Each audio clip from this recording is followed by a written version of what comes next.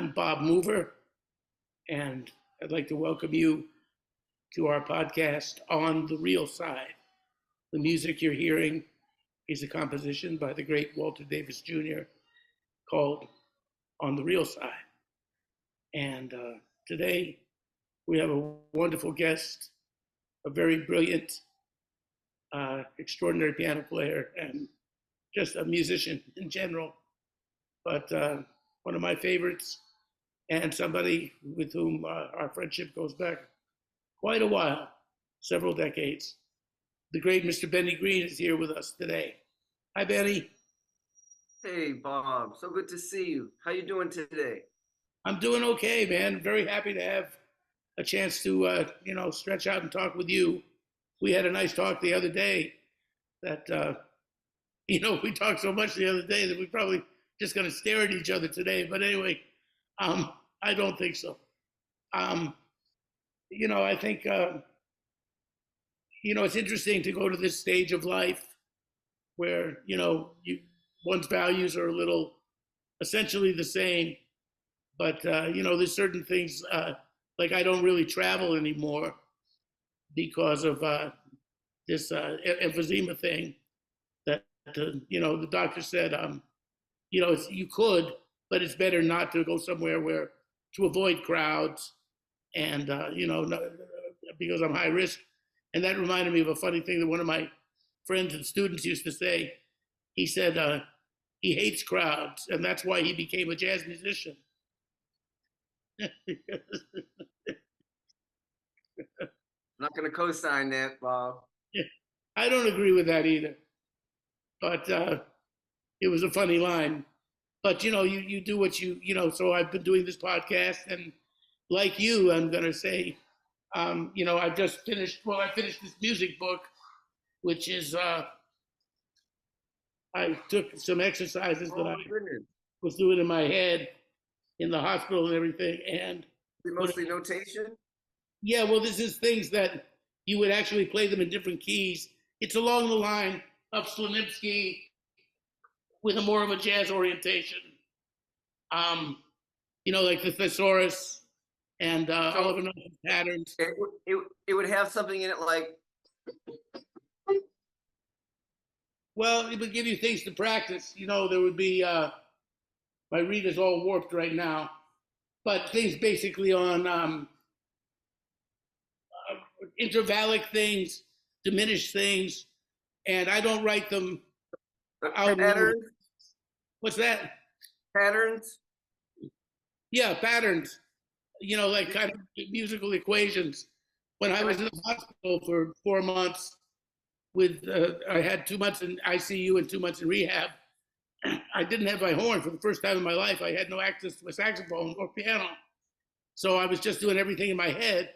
And I would play tunes in all the keys, and do that kind of stuff. But then I would also just take some intervals and say, well, let me play them in my minor thirds, and let me do them in major thirds, the way we practice. And you practice on the road. I'm sure you've done a lot of that. Just in travel, you can't always play on the road. So you're on a train for 5 hours or sitting in an airport. So then you start to go through things. Well, if I were on a dominant seventh and I wanted to do that. And then the beauty of it is to avoid it when you play, because I tell people that these patterns are like a finger pointing toward the moon. They say in Zen, never mistake your finger for the moon. These will get you playing things that maybe you didn't play before because you're hearing some shit that you're hearing a little differently because you're into some other intervals or something, but you certainly don't want to become one of those pattern players. Lord knows there's enough of that in the world. I think because jazz has become so academicized, or whatever you want to say, that, I wanted to talk about that with you too, because you do some teaching and, you've gone around and done master classes and everything. And, Kenny Barron has been talking about, how jazz is leaving the heart and people are playing with their heads all the time. So, I think the way you came up and the way I came up was because of our involvement with our elders, which we'll get into they showed us how to use the attitude that comes from the heart. And so, how do you play these things and still keep the soul? There's got to be something beyond bodida da da da, you know. But say for instance, you got something like Sonny's thing. So here we go.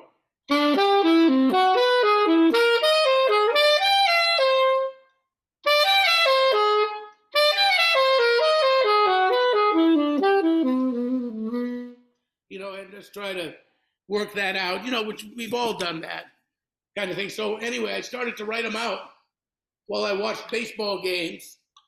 And the next thing I knew, I had 400 of them. and a friend of mine, Isaac Raz, said, this would be a good book. And so he helped me organize it, as organization isn't my strong point. But I created, the exercises, and it's hip, so I did that.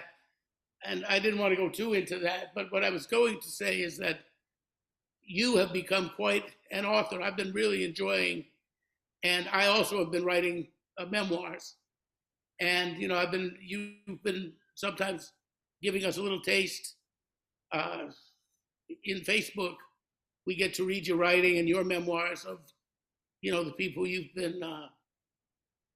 had the wondrous experience of playing with and getting to know.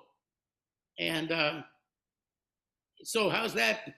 We were talking the other day about the insights that you were gaining from doing this writing. And, like examining resentments, examining relationships. How do you feel about that? The way you've been, what have you been learning from this experience of writing your memoirs? Well, in the process of collecting my thoughts into a coherent story and tuning into a certain moment, certain interaction, or a certain sequence of events, for example, I very much feel a kind of collective consciousness that's one with a personal recollection, as if I'm writing with an awareness that an open-minded listener is experiencing my words. And I'm also grappling with my own filtered recall and an inevitable sense of agenda, in that the reason I'm choosing to recall a certain situation and person is to present a theme. So there's a pretense there already for me to write it. And so I'm grappling with that. There's like reality of what actually happened, and then how I think I remember it, and then how it can best be most coherently and poetically and organically fit into this written presentation. And I can feel good about this, that I'm in no way disrespecting the honor that you and I both feel from masters who just lived for the music and gave to the music, having shared their honesty with us and really opened themselves and shared their gold with us. And so I just want to be careful in my writing that it presents a meaningful theme, a truthful one, and and then at the end of the day, it's not too overwritten, and just get to the effing point. So I'm working with that every day, and pieces that I've written, say 4, 5, 6 years ago, that I've edited and revised and re-edited and revised again dozens of times. I'm still not completely signed off on my voice in all these regards that I was trying to reference here with you, uh, being impeccable. And I do feel it's attainable in written form because I can actually edit it. So I'm working on this all the time. But the thing is, the piano is calling to me every day to never uh, forsake that. She's really my number one. And so there's a writer in me and a piano player in me, and we're dealing with this with love. Right. Well, that my horn too. I mean, it's something that you just keep doing once you've kind of started to. We've been doing this for so long, and though instruments have been such a part of our lives, that I mean, I don't think I think of myself as first Bob Mover the writer. You know what I mean? It's something Right, I'm exactly. doing, and all of it is happening because like, see, you and I were very similar in a way, and I think a lot of the cats that we got our knowledge from were open to us because we reminded them of them. Like when I met you, your hunger for knowledge, you just wanted to know about everything, and you asked good questions, and you were playing great. So those combination of those things made, I think, some people that wouldn't open up to everybody kind of more open to you, and sometimes to me too, because we were seeking something, and they knew the sincerity behind it was very real. And I think that was a very strong quality. If anybody asked me to talk about Benny Green in 5, 10 words, I'd say, well, he's very real and he's very sincere, and he's seeking. I mean, if I just had to sum you up, you know what I mean, which I, Oh, well, thank you, you know, Bob. but I think that people saw that in you, and in that they saw that they were a lot like that. Like even even It's getting to know Benny Carter, for example, which was like a huge age difference. He said he recognized a certain spirit in all of the seekers, all of the people that wanted this music and wanted to grasp it. There's no difference. Benny would say it has no age. There's no age to this. You have it, and it's something that never leaves you. And I got to know him a bit, and it was great. But so I think that and some of the people that you've gotten to. I mean, I'm sure a lot of people who are watching this are very well aware of.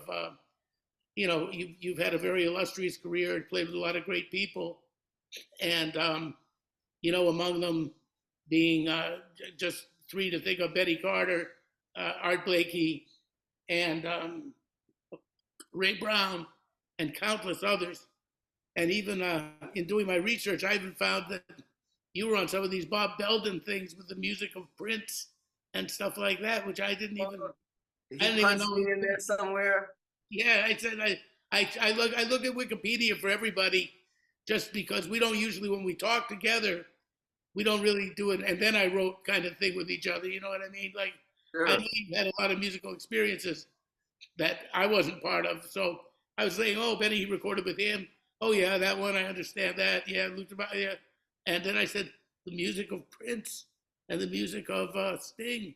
I said, really? Oh. Because I didn't even know that Benny would know who those people were, because I Yeah, barely I knew. don't. Yeah, Bob was my good friend and neighbor, and he actually lived somewhere across the street from where your and my mutual dear friend, the great Walter Davis, lived there on 87th Street between Columbus and Amsterdam.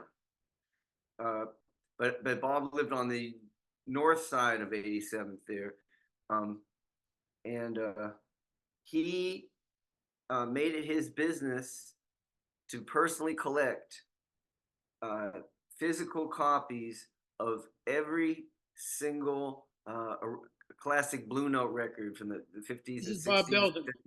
Yes, he We're eventually got talking, to for hit those who physical. don't know, Bob Belden was a tenor player, wonderful saxophone player, who lived in this place, the Breton Hall, which we'll get into that in a minute too. He actually didn't live in Breton Hall. Oh, but he That's what I lived was in saying. the He lived on neighborhood. 87th Street. Right, you're telling me that he lived around that. Right.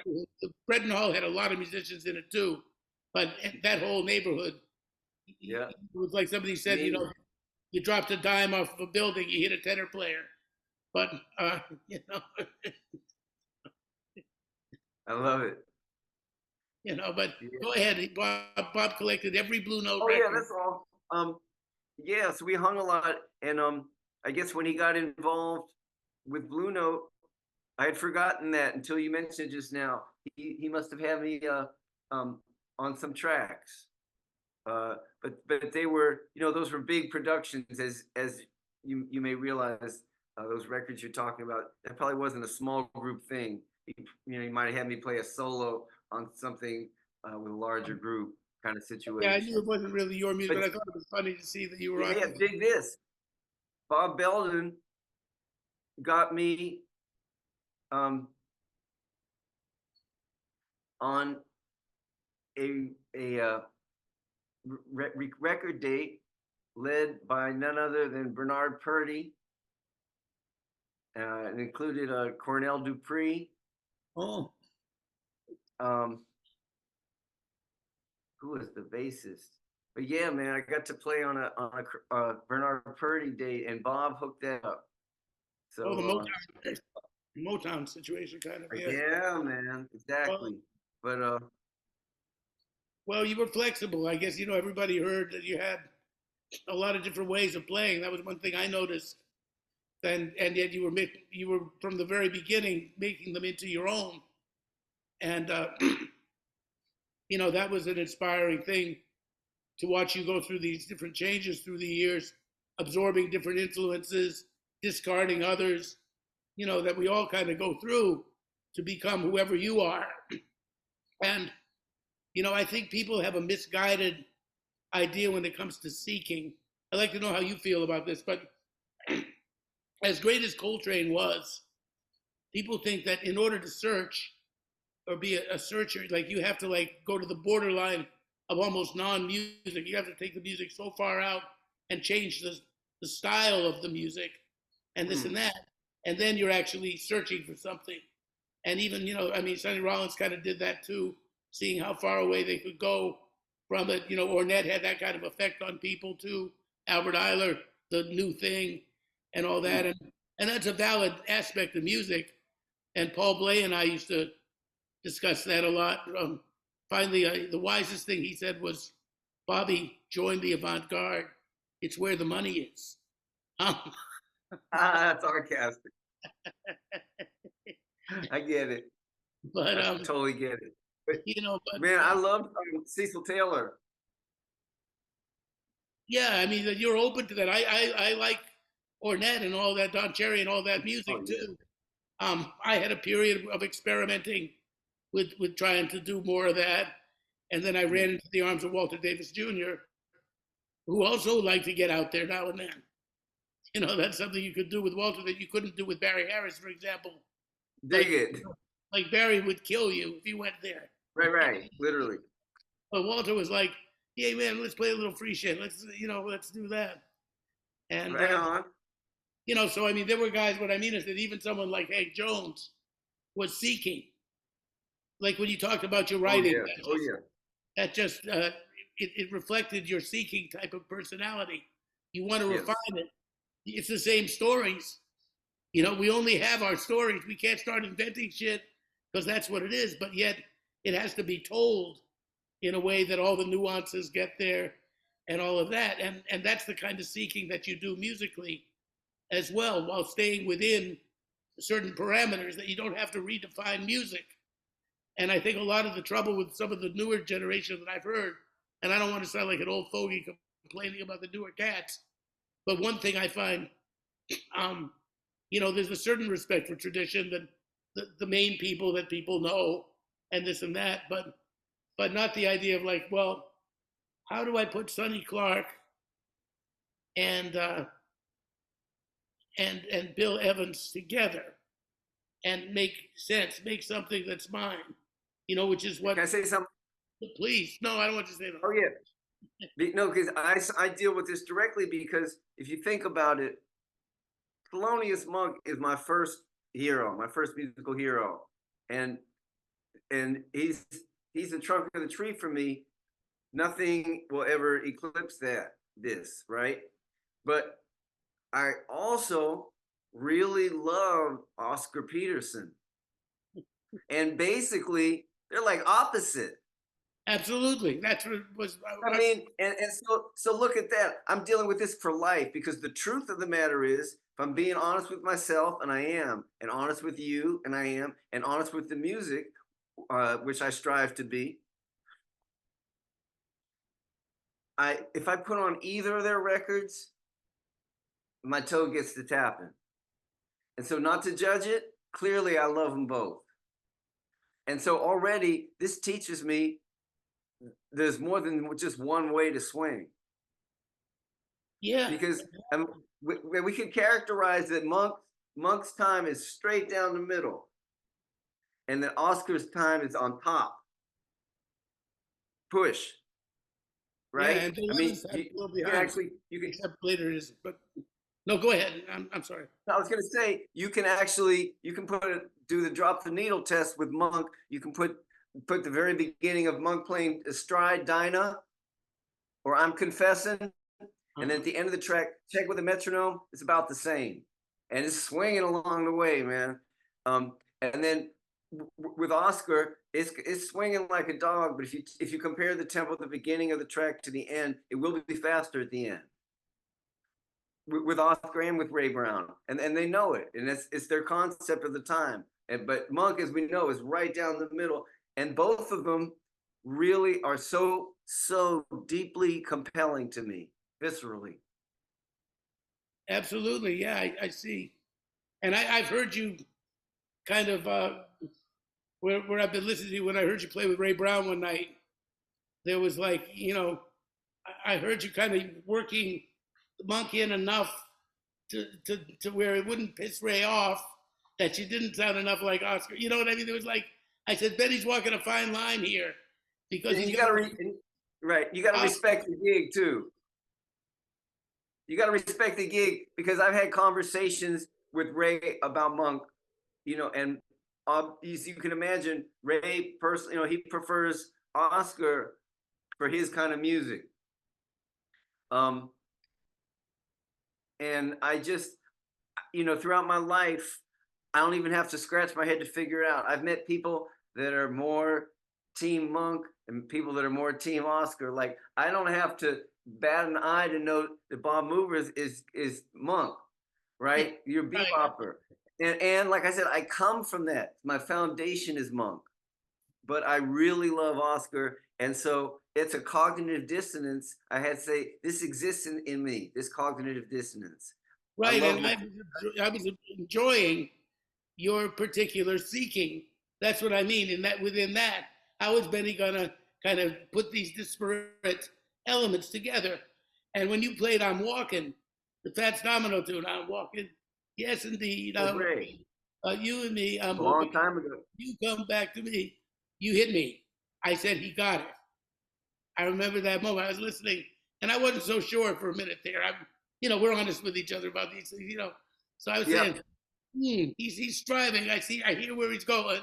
I hear what he's trying to put together. I don't know if he's really making it with that. And then me neither. Yeah, neither did you, right? And then all of a sudden you played this "I'm Walking," and it wasn't like Monk suddenly appeared, but that middle ground, right where it should be, is about the third tune of the set. And I said, he got it. Is this on a recording? What's that? Is this on a recording? No, I heard you live at a club in Toronto. I did. Purple Onion or something. Bermuda Onion. Wow. It was in Toronto, and I went to hear you. And it was you and Ray, and I think Greg Hutchison maybe, or no, it was a different drummer. I can't remember. It was Jeff Hamilton before Gregory. Could have been either of them. You know what? It would have been Jeff, because by the time Gregory joined, I think the Bermuda Onion had already closed. Maybe. I'm not good at chronology like that, but I do remember hearing you do that. And here you put those things together, one thing I learned about where the time should be too, there was a period where I was playing with Chet Baker and I was playing with Lee Konitz, and I was playing with both of them, sort of at the same time, in different, some nights with Chet, some nights with Lee, and some nights with Duke Jordan. So I was Oh playing with three of wow. those groups in my early 20s. Wow. I didn't know you played with Duke Jordan. Yeah, I really had a good time with him. He had a little trio, no drums, with Wilbur Little and Duke and me. And Wait, Wilbur Little and who? and Duke and me, just no drums, just the Oh, three of come us. on, man, for real? Yeah, Where did dating you bar. guys play? We would play and everybody be talking and yapping and this and that. And Clifford Jordan would come in to listen to us and say, "I just come in to hear you mess up Jordu." I mean, Oh, wow. That's beautiful. I was like 23, 24. Every night we'd try to play Jordu, and I'd mess the bridge up in a new way. Oh, he made it. I thought you said he was saying that to Duke Jordan himself to heckle him, like, I can't hear you mess up your song. I was being heckled. He would say, "I just come in." But you know what? That's heckling with love.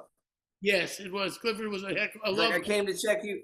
The challenge is on. Show me wrong. That's right. Blow me away. Yeah, I love it. See, that's the stuff we understand. But I mean, time feeling wise, there were like three different feelings. Like Duke was laid back, Konitz was way laid back, and in fact, Albert Daly said once about Dexter Gordon. He said, "I love playing with Dexter, but sometimes he lays so far back on the time that I think he's still playing the previous tune."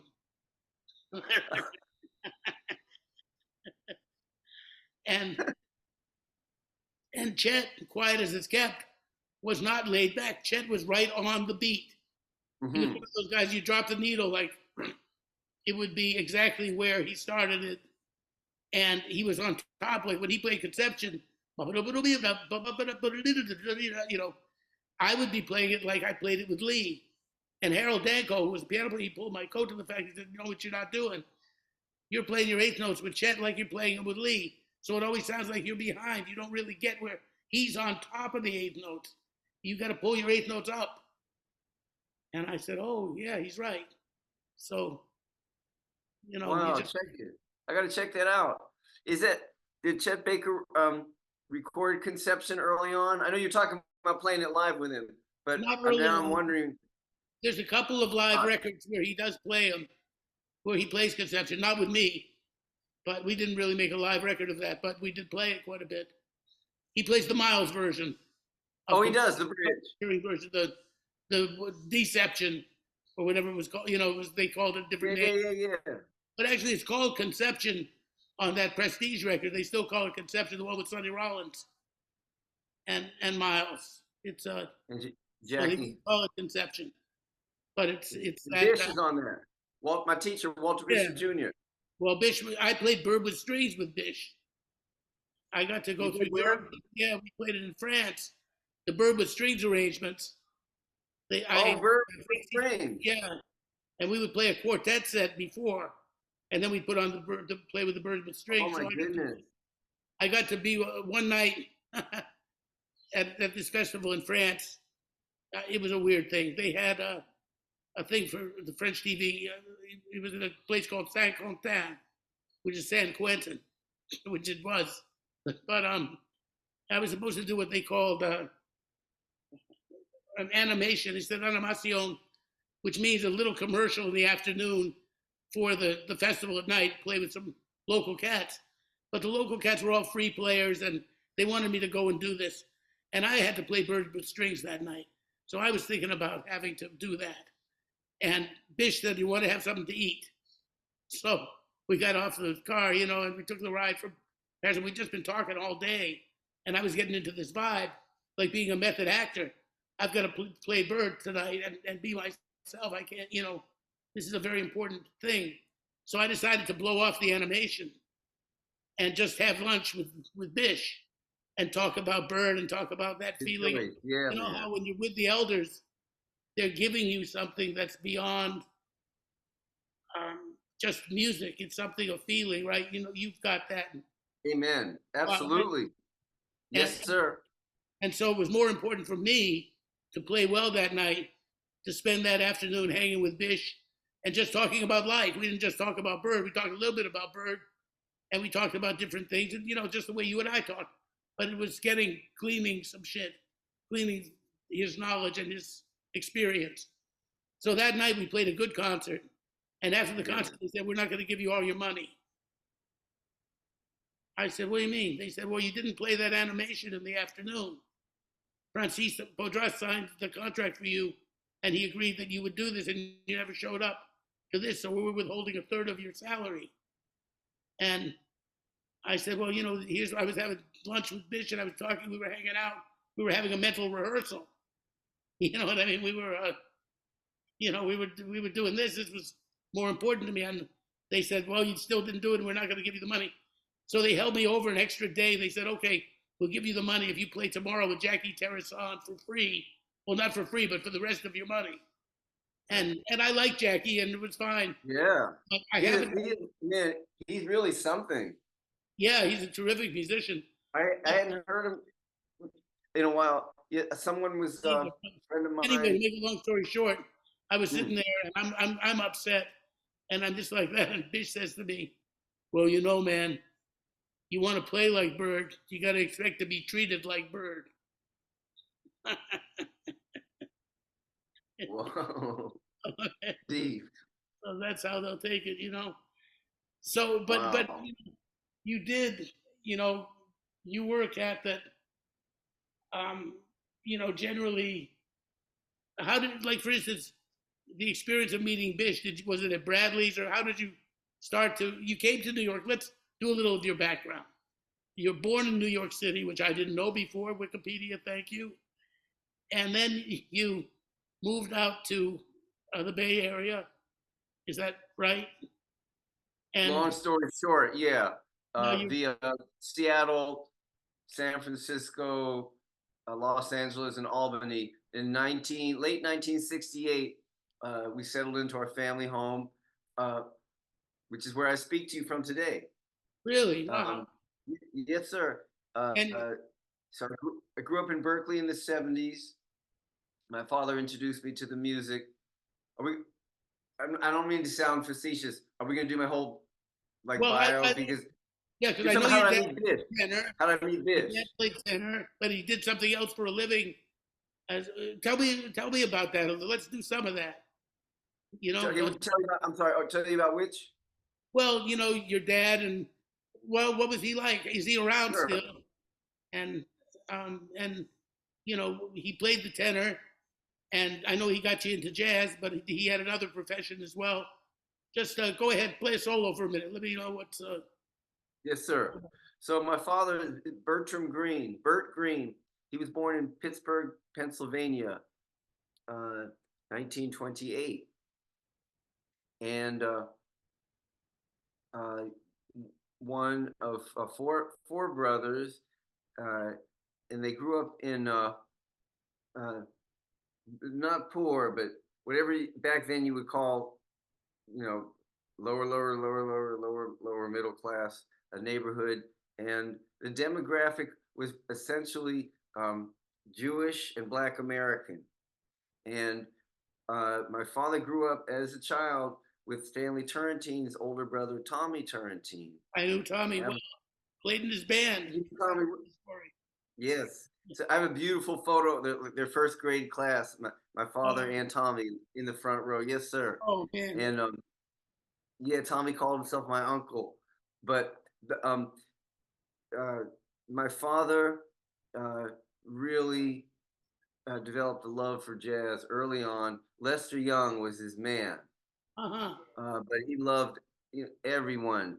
Everyone from Benny Carter, Johnny Hodges on, man.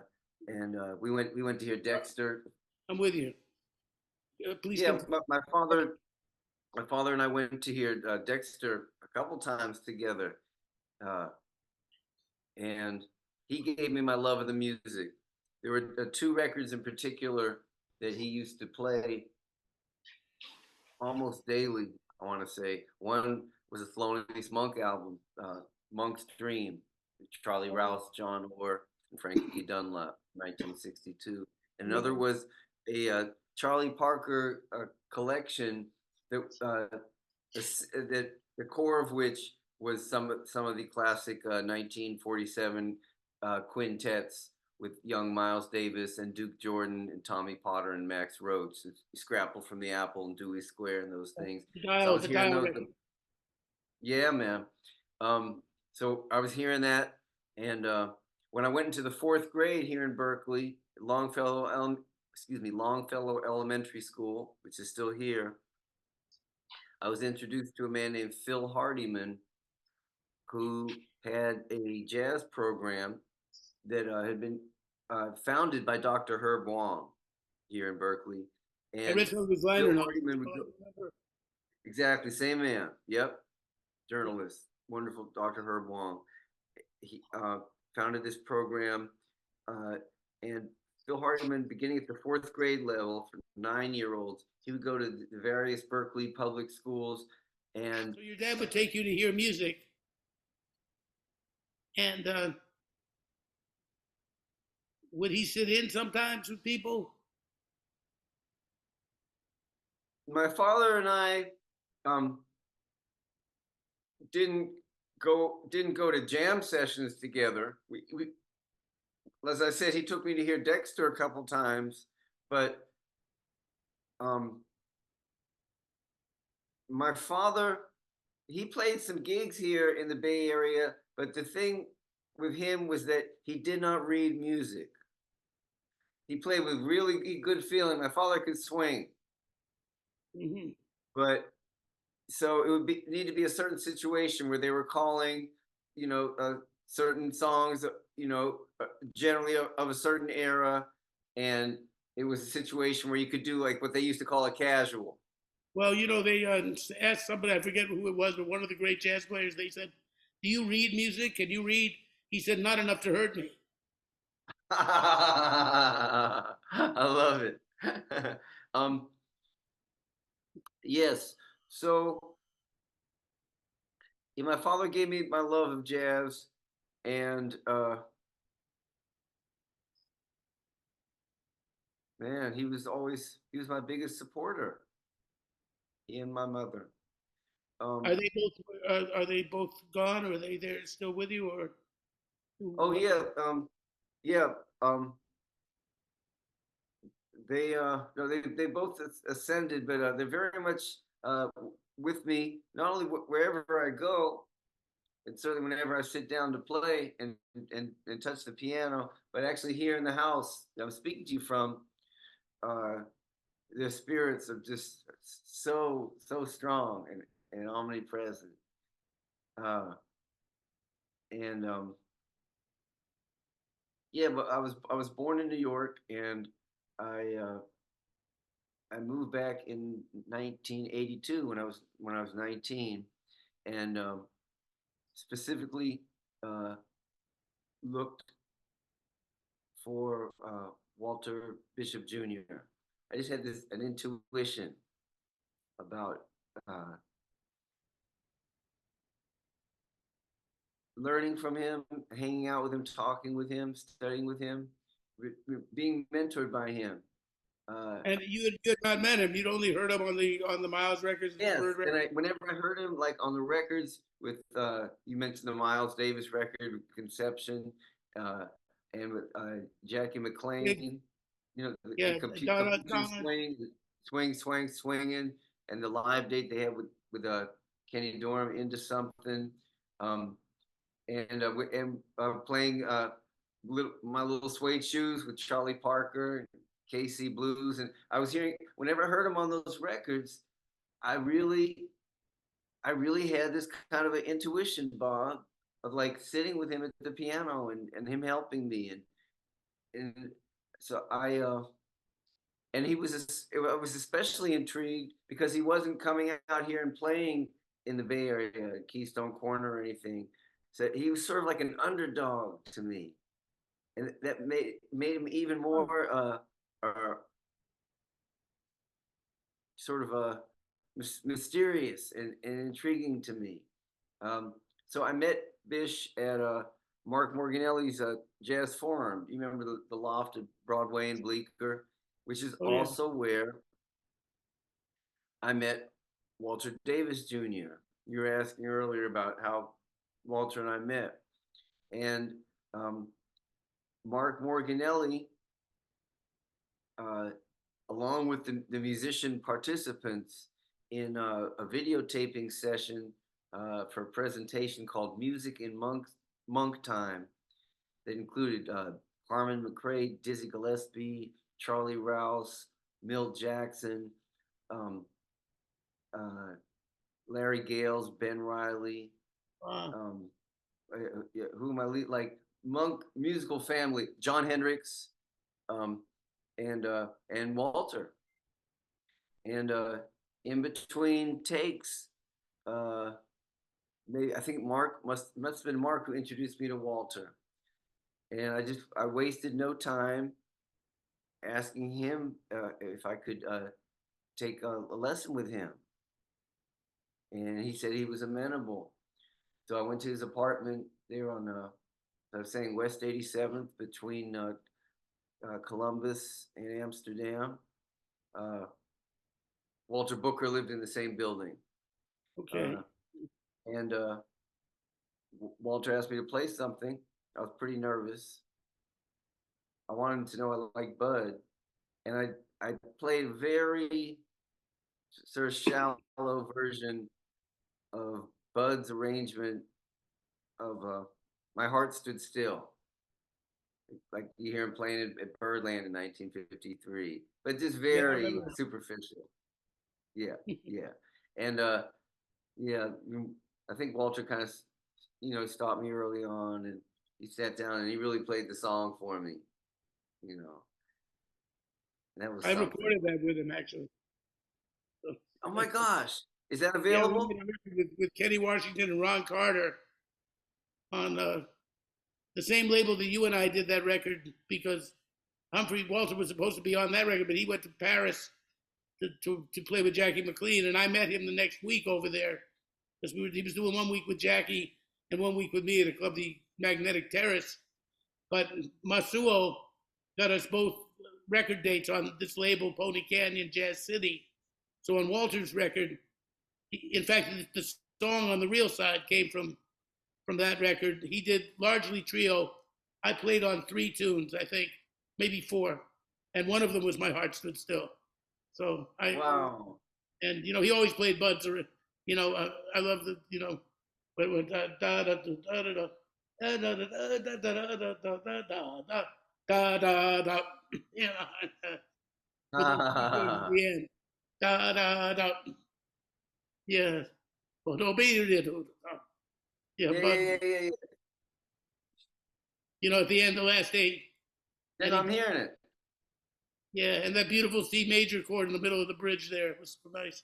Hold on. Yeah, I think will this transmit to the Zoom? Let's see. Yeah, you got me. I hear it now. You're singing, and it's the drums are playing the same kind of beat like on Barbados Yeah, on the intro.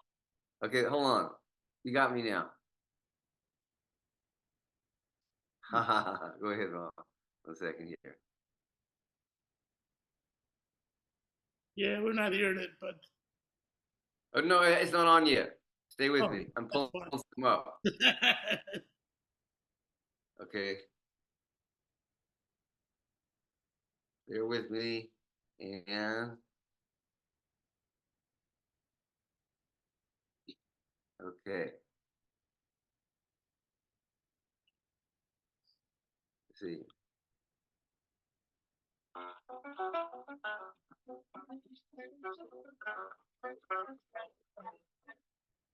Yeah,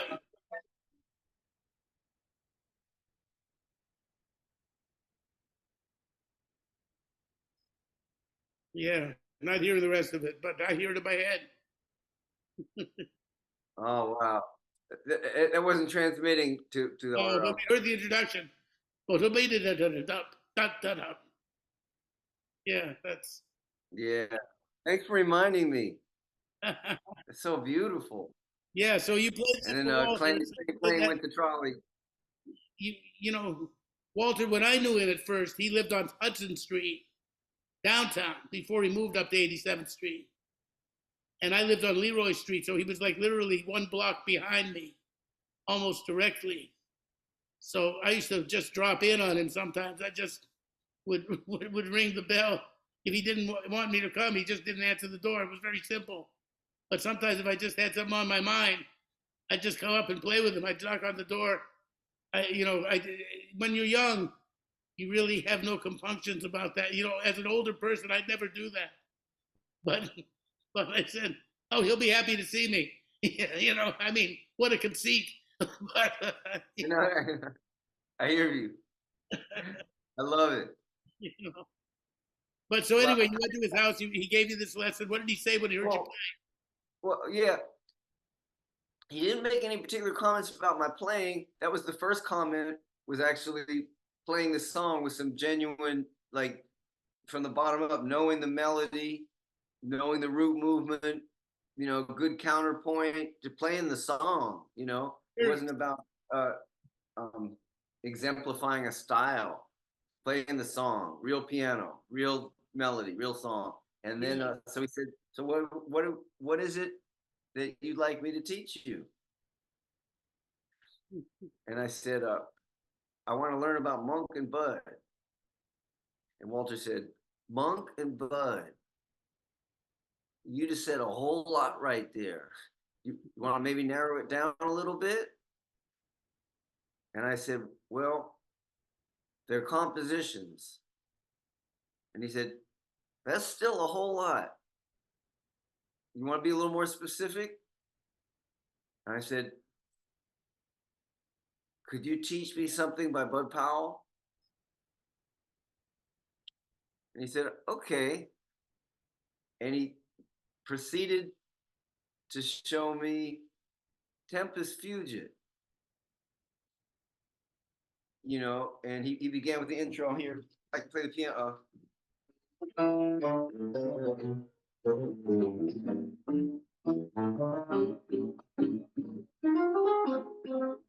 Something like that, right? Can you hear it? I heard that. Yeah. Okay. And he proceeded to play the melody, and assigned that, and he allowed me to record the lesson at the time on cassette. I don't know where all my cassettes are gone now, but me too. Yeah, word. So I recorded it, and I went home that week and listened to my recording of him playing it, and listening to the 1949 Bud Powell recording with Ray Brown and Max Roach on clef verb. Like the LP's called Jazz Giant, I believe. I listened to that, and practice along on my Fender Rhodes in my apartment.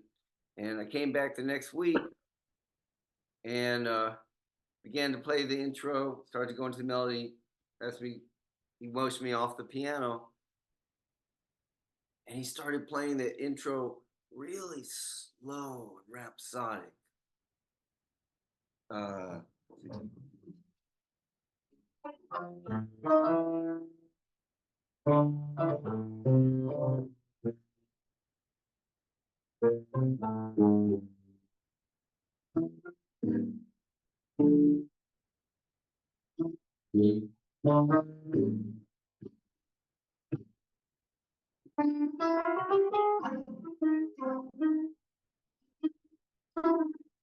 So something really, and all of a sudden, like, just the introduction, it was a whole story, and it took me somewhere. Wow. And then, yeah, man. And he said, yeah, you've got to make it cry. And then I remember my recall, as I'm telling you this now, it's going to him playing Round Midnight and Ruby, My Dear, Thelonious Monk compositions. And he would just play, as you know, Bob, and just channeling, man, and chorus after chorus. And I really would feel maybe because I wanted to and I chose to and I allow myself to go there, but I felt them. I felt I felt Thelonious Monk and Bud Powell, Right? and it was all Walter though. Well, I got It, a very similar. I know exactly what you mean. One day, when I was in my early 20s, I gave him one of those uninvited visits, and he was practicing. He was sitting at the piano, as almost always he was. And he said to me, and I said something like, well, Walter, what does it mean? How do you play like that? What are you doing? You know what I mean? Like just basic general questions. But, and, he just, and oh, he said to me, playing is an astral thing. He said it's all an astral thing, and you develop this astral when you're aware. It's about awareness, and when you're aware of who you can let in, it's all a question of channeling. He just Shirley MacLaine. He said, he said, and you can channel the people that are not here and the people that are here. He said, like, in other words, here I'm playing something. Oh, here comes Sonny Clark. Oh, here comes Sonny Stitt. Oh, Bird's back. And he's playing through this thing, like on Indiana Changes, and he's announcing who he's visiting as he's playing it. So wow. I know what you mean. I mean, very few people would know that kind of experience, but he showed me how to do it. I don't think I can. I mean, always, but I could aspire to that. You know what I mean? He showed me this is the direction you got to go in. Try to channel all your influences, and then they'll come out as you. Because he wasn't. I wasn't saying, oh yeah, I remember that phrase from this record, and I remember that. It wasn't just like licks. It was the feeling of the person, Mm. and he could get the feeling of somebody. He said that's what it's Wow. about, channeling the feeling that these people gave you. I'm not asking them for notes. I know the notes. He said something like that. They don't have to give me the notes, but give me that feeling. And Absolutely. so when you're listening to people too, I learned, okay, I'm listening with my ears, but beyond that, like you listen the same way to play the way you do. You're listening with your whole being, and Yes. and Yes. that's the difference. That's what they're not Yes. teaching people in school. Right. And for me, the only way it can be even somewhat thought of as being taught is it's being passed along, and I'm positive, without knowing the particulars, that you experienced this as well as I know I have. Sitting down with an elder, listening to a record together, and the younger person in silence, no words, the younger person seeing this is a record that the older person chose to listen to together, something that's very personally beloved to them, recording, you know, and seeing the younger person, seeing the look in your face, Bob, as you listen, to Bird playing Just Friends or what have you, you know, uh, whatever, Billy's Bounce, whatever it is, and just seeing what happens in your face, no words. To me, that's the only way that like experiencing the music with your whole being can be taught. It's just for them to see it. It's not about information or words That's to very. me. That's a beautiful way to put it. When I was 15, I got this. I met Phil Woods. He heard me at this little festival, and I had no money, but he invited me, gave me a scholarship to this summer camp, one of the first jazz camps that there were. And one of the classes that Phil had at the school was called listening. So once a week, you got together with Phil, and for 2 hours, he did exactly that. He played you the records that he liked. He said, you all should know this record, and like whatever it was, this is Johnny Hodges playing Passion Flower. And this is, various things that Roy Eldridge is After You've Gone, and then he plays Bird, of course, and all those things. And, I didn't realize, but when you just mentioned that, yeah, watching Phil listen to the records while smoking his true cigarettes and like just sitting there and Wow. taking a drag on the cigarette and listening. And this, unfortunately, the cigarettes affected me, where I got the same emphysema that he got. But but I just remember that that was part of his listening. He would sit there and he'd take a drag on that cigarette, and then it was like a mystical thing, like where the smoke even was part of it, and just listening, and it was that. And I had a lot of experience like that. Tommy Turrentine and I, when Tommy and Lonnie Hillier were on the street a lot in New York, I was with Chet Baker at Hot O'Brien had that club called St. James Infirmary a little before you came to New York, because I was in the 1975, yeah. And he opened this club for a while.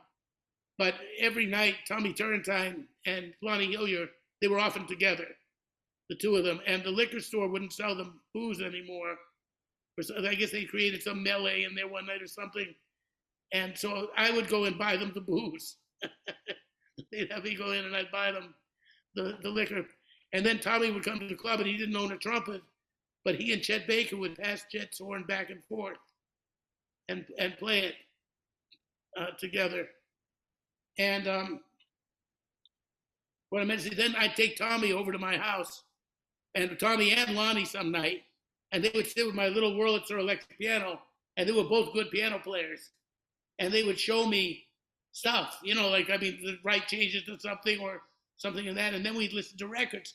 I had a record collection. They'd be rifling through my record collection and listening, and of course I always had booze and whatever else they enjoyed around my place, so that made them want to come back, and often bought them breakfast too, because I was working and I didn't have the children. And so what you're talking about is nightly. I had often this experience of just sitting there with these cats, listening to music and watching them listen to the music, and it was that's right. That's the way you learn. They should really have that class in bring a guy in for a master class and don't have him say anything. Just have him bring 5 records that he likes. Well, I taught for 4 years at a university, University of Michigan in Ann Arbor.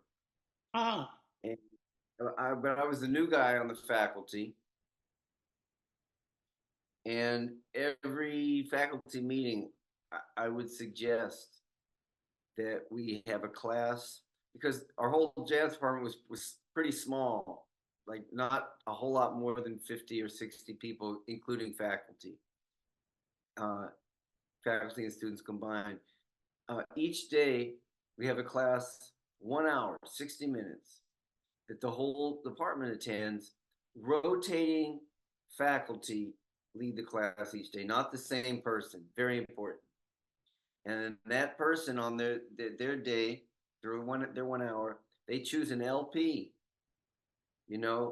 which was a recording that was probably like a little less than 40 minutes. Right. And they choose an LP, whatever it is, Miles Davis, Roundabout Midnight, what have you. And that record, we listen to the whole record, and then there's about 20 minutes left in class. Students can raise their hand, talk about things they noticed, questions, things they liked. But we did it together. And then they go on, and they can take their private classes, all their transcriptions, whatever it is they're doing. And then the next day they meet again, different faculty member plays it. Otherwise, if it was one faculty member, of course, they'd put their slant on I'd be playing all Blue Note records or something, but someone else is going to be playing all modern shit, So I think, and that's something, it not only bonds, but when you agree, there's something that takes place when you listen to a record together with someone. Something happens with the kind of the fusion of intelligences, unspoken, it's just in the room. If I've listened to a record with you, Bob, without you saying anything, I'm going to feel some things that I wouldn't if you weren't in the room. Same with you. I think. And that's a lot of the learning that I've done with other musicians has been, we'd be practicing together, we'd be playing together, and then, in those days we didn't record ourselves all the time. Now we got all these recording devices that you can put it on your voice memos and you record what you've been playing. But if we say, let's take a little break, in those days, one of us would probably put on a record that wasn't us, and we'd sit and we'd listen to what it was around about midnight, or the classic, Monk's Time, or Trish Cross, or one of those, Brilliant Corners, and or the Amazing Bud Powell Volume 2, whatever it Would it was. be too much? Would it be too much of a tangent if I mentioned something that I find beneficial today about the technology that I might not have appreciated? I'm sure I wouldn't have appreciated it the way I do had I grown up with it. Sure. I can record myself like playing a live show, for example. And like you said, on my phone, that conveniently, without having to have um, a tape recorder per se. And I can listen back to it, and any serious artist is always dissatisfied. Doesn't mean we're not happy, but we're always hungry. We're always because we're on a path, a continual path, and there's something we're wanting to refine or open up, and we're always wanting to adjust it. It's never quite there. But we can recognize, okay, this is better. But I'm on a path. You know what I'm trying to articulate? Yeah, I believe. Okay, so I can listen. To me, there's a kind of a science, spiritual science perhaps, to tempos and the character of a tempo, right? In relation to a song. And I can just dig by listening to myself on a recording now so much, and just keep considering about what is it that I'm really wanting to convey with this particular song. And the tempo is so much a key, also just so much a part of that. And I can experiment now with all this digital software. I can slow things down and maintain a pitch, as opposed to just slowing something down and just hear things in different ways that help me in my processes of self-evaluation and reconsideration along the way. I don't know if I'm verbalizing this very well, but we weren't able to I wasn't able to access technology in this way in all these decades past, and that's a good thing, because now I can really appreciate how useful it is, just in kind of exploring and just examining the truth of my own sound, the way I actually sound, not the way I think I sound.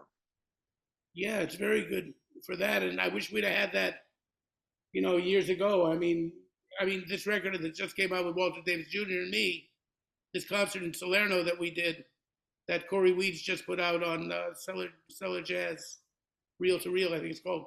But that's just one night early in the existence of our duo, where we Right. were 6 months later, even, or a year later, when we did the next tour. I mean, this is a good record, and we played real well. And fortunately, there's some excellent excellent Walter Davis Jr. on it, which is not enough of that in the world. So I'm glad we put that in. And I hold my own, which is something I'm proud of. At least, he didn't totally stomp me to death. But, I think of all the nights. Walter actually recorded on his cassette almost every night that we played. But when he died, the fire marshals came and they took away Kenny Washington was the story. I don't know the whole thing. But Kenny rescued most of his music, but he couldn't rescue all of his tapes because he had so many. So I imagine that those were destroyed and stuff. But you think of all the music you played, like you, with the bands you were on, and like Eric Dolphy said, when it's gone, it's in the air, and this and that, and these new recording techniques that we can just put our phone on, and it's fantastic. It doesn't have to go in the air anymore. It actually can be something that lives and you think of all that music that we played that was so beautiful that it's gone, and we'll never hear our growth from that point, or whatever it was. It's so I know what you mean. I think there's some really good things about technology that we have today. The fact that, like what you mentioned, you can listen to ourselves and listen to find the right tempo of something and adjust it while you listen to it without changing the pitch. That's magic. That's Sure. amazing. But unfortunately, I just wish we'd have had it a little bit sooner. But you know, But I really believe that every generation um, has its advantages and disadvantages. Um, and there's no like real uh, walls to say where a generation starts and begins. There's there's significant events that kind of mark generations, but uh, obviously musicians of the 19th century didn't have all the visual distractions that people of the 21st century had, and so, you got people writing more symphonies and really involved works and really prolific composers because they weren't distracted by YouTube and texting and stuff. well, even But jukeboxes used to do that. There was a bar in Boston called the Back Bay Bar, which was across the street from Berkeley. And people, I was composing quite a bit in those days, wrote a few tunes, and I took a year away from New York. I took more than that after that, but at this point, went up to Berkeley and taught for 3 semesters, and then Chet Baker called me to go back on the band, go to Europe with him, just the two of us, and pick up rhythm section. So I left Berkeley to meet them. When I was at Berkeley, I had wonderful students, but they knew where to find me at the Back Bay Bar. And not because I was drinking that much. There were times when I was, but actually the reason I would go in there was it was a wino bar, and there was no jukebox. There was no oh, extraneous sounds except people talking, which I could deal with right. that. So I would Uh-huh. compose, and I would think of music. Ah, I would sit at a table and practice in my head or write tunes because there was yeah. no, music was everywhere. You went to have dinner, and there would be some distracting music, and There were you know, no notes. no You could hear notes. yourself think. Yeah, you heard sounds from people talking, and so you kind of weren't alone. You were kind of in some kind of group situation, but yet you were alone. And sometimes you heard pitches and then I said to the motherfucker, blah, blah, blah, blah, and then that would say, "Oh, there's a rhythm in that guy's talking." Let me, and I remember writing this tune of mine called "Blues for Bobby Ward," partly because of the way Bobby played, but somebody was talking, and the tune goes like,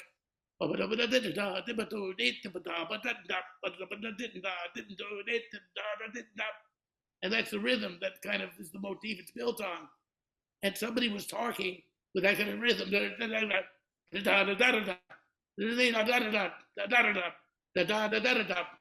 And whenever he was talking, he was mumbling.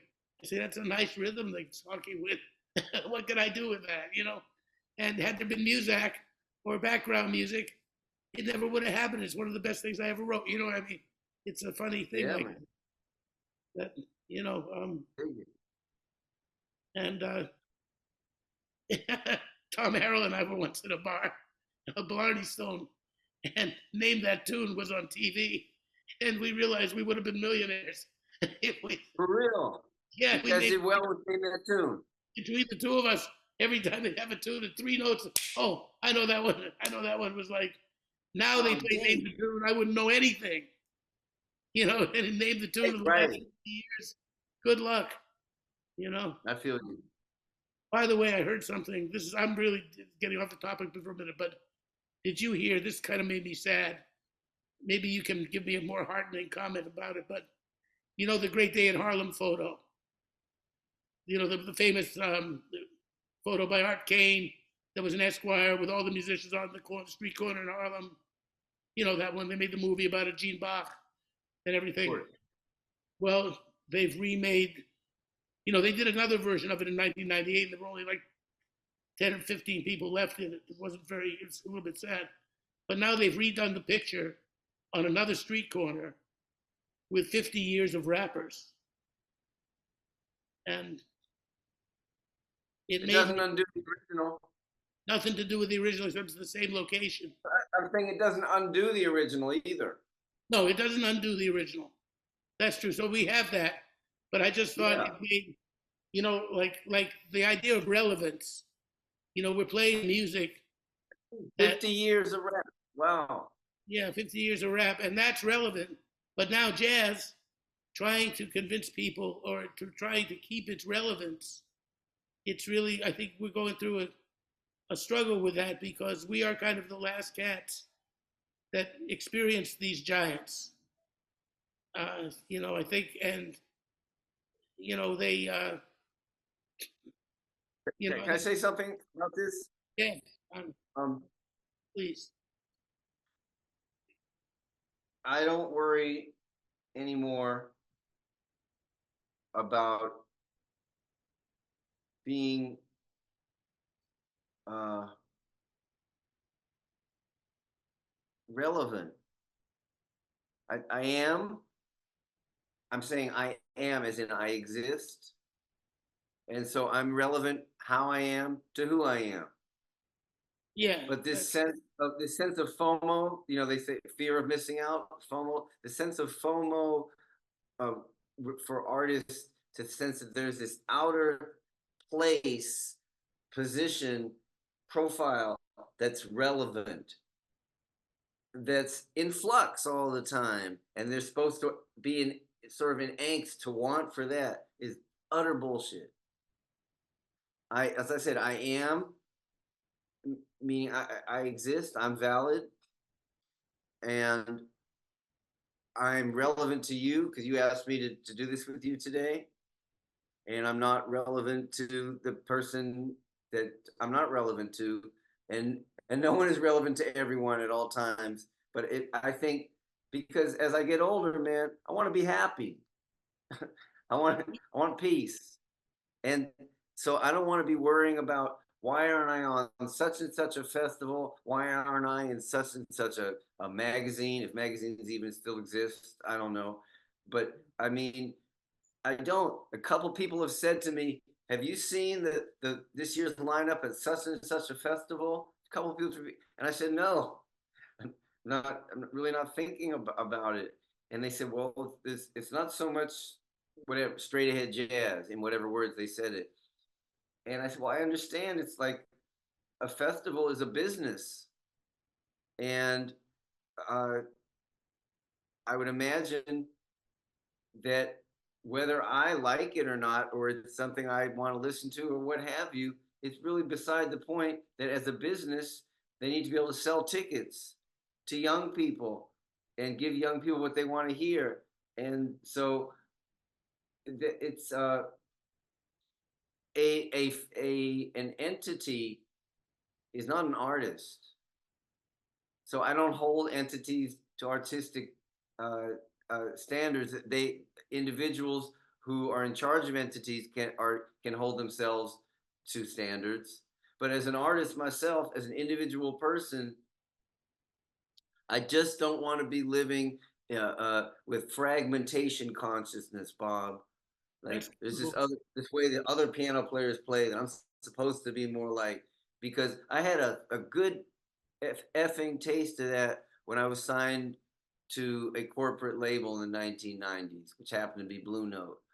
That what kind of piano player they would have me be, for the critical faction. Like that guy is out there. That guy exists in spades. I'm just gonna be me, right? And so that's a choice, whether a person, it's kind of like a choice whether a person wants to be a pop artist or not, I suppose. And that is not to say so anything that's so-called popular music is per se bad by any means. I'm not saying that. Um, I'm saying it's a choice uh, for me more and more so. Uh, my sense of conviction deepens over time and through life experience that this is what I have. This is what I have, man. And this is the thing I want to take care of. Um, and so, what would be relevant right now would be like a young person um, showing my body on TikTok. That would be relevant. Yeah, And I'm still answering to Monk and Bud and Nat Cole and all of them. That's my life. well, I think that's so well put because that's how I feel too. That's why I brought the subject up, actually, to get that out of you, because that's maturity. Exactly. You know what I mean? I feel exactly the same. I mean, one part of me says it's too bad that they couldn't assemble a picture of relevant jazz artists, to rival or to equal what there was in those days, and they turned to hip hop, and it doesn't. Uh, I'm not losing sleep over it. I But it's true, Bob. Jazz is it's um, the jazz's um, relevance, if you will, to pop culture absolutely gave way to hip hop, whether we like it or not. Right, but there's something beyond that. See, what we're aspiring to, which is what I was going to say too, is really far. I don't care what pop culture would ever think of me. If I could be on Yeah. the tail end of the culture that we came up with, I'm real happy to just be included in it, because it's such a wonderful tradition that, even if I'm a footnote to it, I'm cool with that. Just, like, Yes. just put me on the list somewhere. Yeah. Our friend Walter Davis said, the jazz is a family tree and has roots and a trunk and branches and twigs. I mean, I'd be grateful to be a twig or leaf, man. Right, that's how I feel too. Not James, a leaf. I don't plan on falling off. So I want to be closer to the trunk, if I'm being so honest. well, a leaf on an I'm evergreen, on an evergreen. I don't think they fall off. Well, so they do too. Pine needles fall. Yes, I think part of a branch, even a tiny. at least if not a branch, offshoot of a branch or something, man. But yeah, a little more. I want to be a little more than a twig. Yeah, that's a good Maybe that's effort. egotistical of me to measure because it's all part of the tree. It's all part of. Anyway, what am I saying here? I Know don't what know. you're saying? No, that's it. You want to be part of this tree. And the whole thing is that, like, pop culture and this whole thing. It's like, well, there's two ways of thinking. One way is my good friend Tony Castellano, who was a wonderful piano player who didn't get very much recognition at all. Played a lot with Iris Sullivan, played with Right. me. But he said there's two kinds of people in the music world. He said there are the blowers, and they can even be people that don't play instruments. But you meet them and you say, if this person could play an instrument, they'd play well. There's something in them that would be there. Like, even if they're an amateur player or this and that, they don't sound professional. Like a guy like your dad, he's a blower.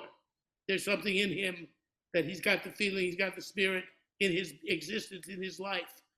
And then there's what he called the no blowing motherfuckers, or the no blow mofos, shortened to just the no blows. And most people that write about this music and that decide the pop culture and that would do this are basically the no blows. And he said, and you got to get used to it, Bobby. He said, it's a no blow world. A lot of no blows out in the world. Perhaps the biggest no blow, and I'm not going to put this conversation in that direction, but let's just say the biggest no blow out there, Donald Trump. But anyway, that's Right. after that, But I don't so disagree. but we can't think about the no blows. That's what you're saying. That Yeah, yeah. Time is short. I mean, I don't know. I do think there's something to stages of life, you know, and maybe a younger stage of life, a younger incarnation of myself would more want to grapple with, be frustrated with, and maybe I was. But yeah, now as I get older, I want to be able to relax, want to be able to enjoy, just want to play some good songs with good feeling, and definitely, definitely not into any kind of second guessing myself about what should I be doing to be more accessible to such and such perceived, self-perceived group faction of people or subset or age, any kind of demographic. I just I here's the thing, if I may. Please. People know who I am. You know who I am.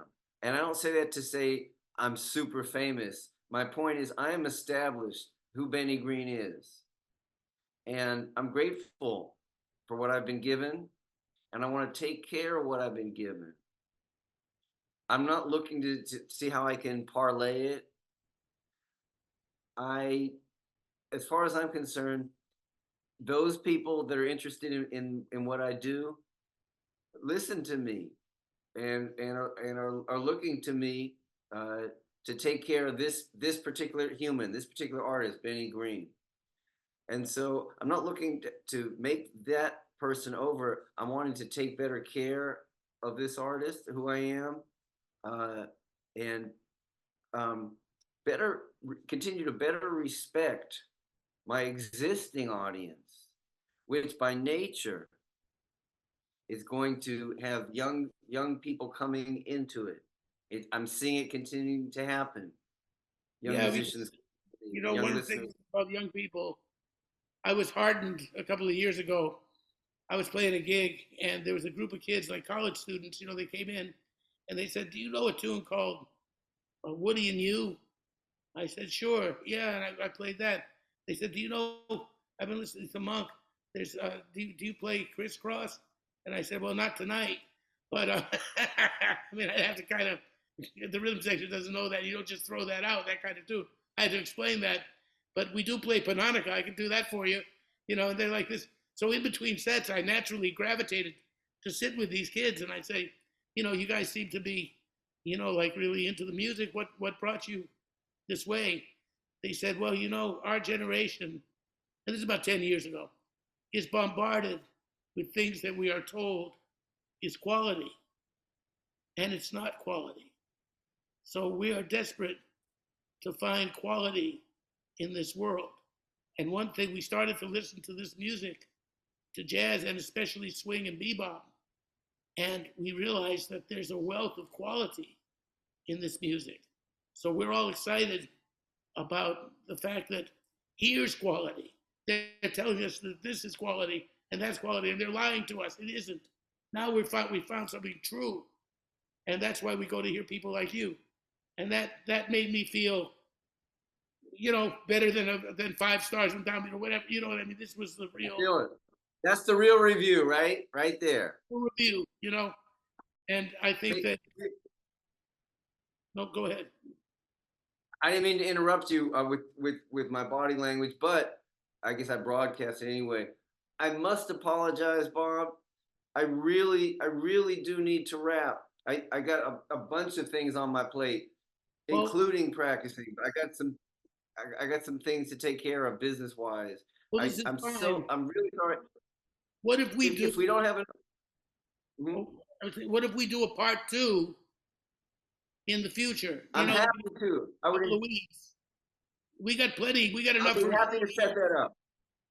And we'll set this up, and then we can get into being about other planets and stuff. Absolutely.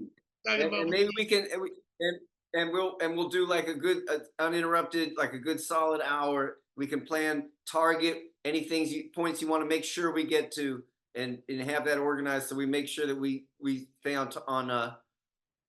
He's got a bunch of. I love it. And just like music, where you go, you make a set list, and then you say, "Well, gee, I didn't know that tune was going to take so long, but it sure came out good." So we won't get to the next tune today. You know what I mean? But I think this has been a wonderful time. I've so enjoyed it, man, and I learned as well, as always, whenever I get to speak with you. So pleasure to meet you again, Jessy. And I guess I'll speak with you both, and we'll coordinate to do a supplementary session. Yeah, let's do another one. Oh, absolutely. And by the way, I loved your performance of Ray of Light. Oh, thank you. I love that. It was beautiful. May I ask you, was it um was it a solo piano video, or was it with a recording with bass and drums? It was with bass and drums. There were other musicians on the same album, I believe. Oh, then it was so from Ray Brown's album. Some of my best I friends believe ever. so. Yes. Yes. Well, thanks for telling me. Can I tell you really quickly about that? Back then, I was playing a lot all the time, and really in flow. And I had such a confidence because of it that Ray Brown said to me a few days before the record date, if you want, you can bring in something of yours and we'll play it. And I decided as a personal challenge, I'm going to wait till the morning of the recording session to just write a song from scratch. And not that the song is complex, because it isn't. But the point is, that's how confident I was back then, that I didn't lose any sleep over it. And I knew I could and would. And so I just woke up and wrote it. And the funny thing is, the title's Ray of Light. And it did come out before Madonna's Ray of Light.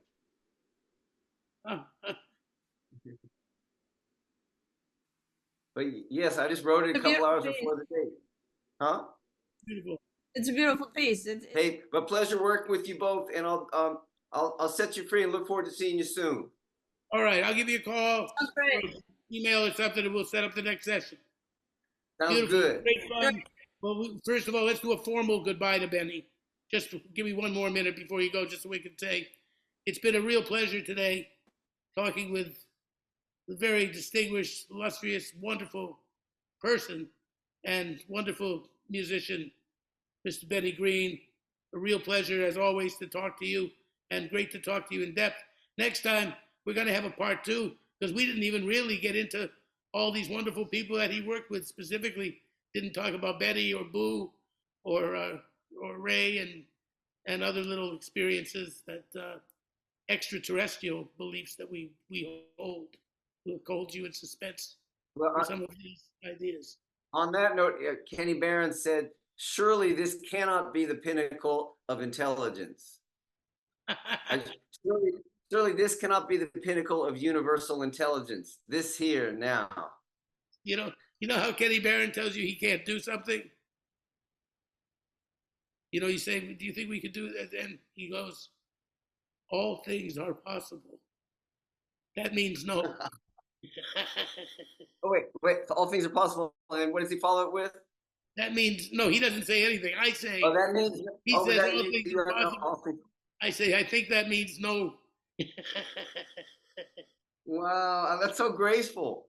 It is, that's what these cats had. They, like I said, there was an aristocratic personality that was present in these people, and I think Hank Jones had it, Rollins has it, Jackie had it, Kenny Barron, all of these wonderful people that we just try to. Maybe we don't wear suits and ties every day, all the time and everything, but if some of that, if 1/10, 1/50th of Benny Carter rubbed off on me, and I could have that much grace, I would be so happy. That's what Shining very brightly, big brother. It was a pleasure speaking with you. Right. And on that note, thank you everybody for tuning in, and we'll see you next time on The Real Side.